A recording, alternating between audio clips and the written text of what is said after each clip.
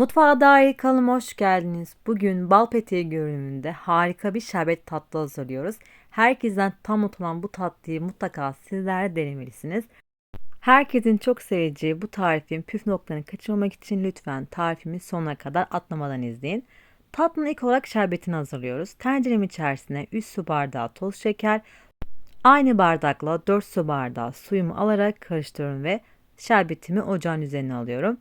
Şeker eriyene kadar devamlı karıştıralım ve şeker eridikten sonra kısık ateşte 10 dakika kaynadıktan sonra üzerine çeyrek limonun suyunu sıkarak 3 dakika daha kaynatalım ve şerbetimizi soğumaya alalım.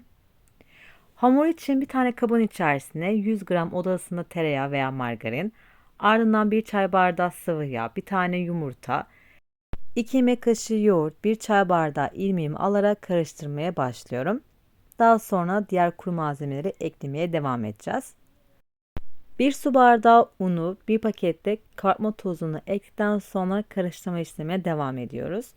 Biraz ağırlaştıktan sonra da artık hamurumuzu elimize yoğurmaya başlayacağız. Ben bu tarif için toplamda 2,5 su bardağına yakın un kullandım. Sizlerin de kontrollü olun. Lütfen buraya kadar izlediyseniz tarif hakkında yorum ve görüşlerinizi yazmayı unutmayın. Tarifimi beğendiyseniz de sosyal ağlardan arkadaşlarınıza paylaşmayı, kaydetmeyi unutmayın. Tarif hakkında yorum ve görüşlerinizi de mutlaka bekliyorum. Hamuru yoğurmaya başlıyorum. Kıvamını sizlere göstereceğim. Ne çok yumuşak ne çok sert bir hamur olacak.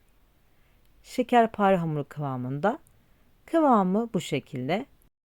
Yumurta büyüklüğünde parçayı görmüş olduğunuz gibi parmak uçlarımla genişletiyorum. Arasına da robottan dişe gelecek şekilde geçirmiş olduğum cevizi ekliyorum ve kenarlarından birleştiriyorum.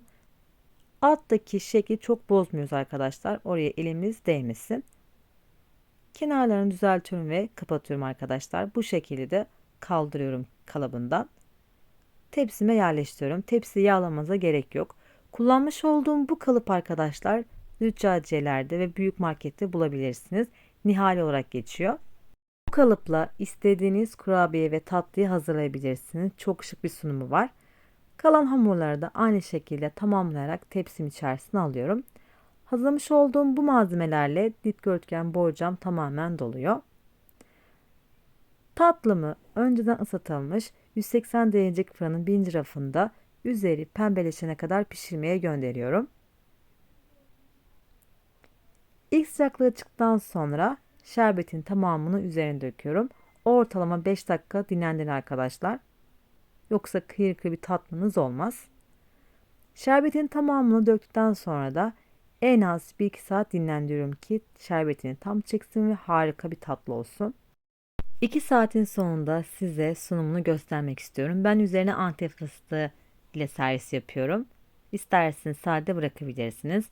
Görüntüsü harika, tadı efsane olan bu şerbet tatlıyı mutlaka deneyin. Fazla zamanınızı almayan tatlılardan bir tanesi. İster misafirlerinize, isterseniz bayramlarda şık sunumuyla bu tatlıyı mutlaka deneyin. İzlediğiniz için çok teşekkür ederim. Tarifimin sonuna geldim. Kanalıma abone olmayı ve yeni tariflerden haberdar olmak için bildirim zilini açmayı unutmayın. Farklı tariflerde görüşmek dileğiyle. Şimdilik hoşçakalın.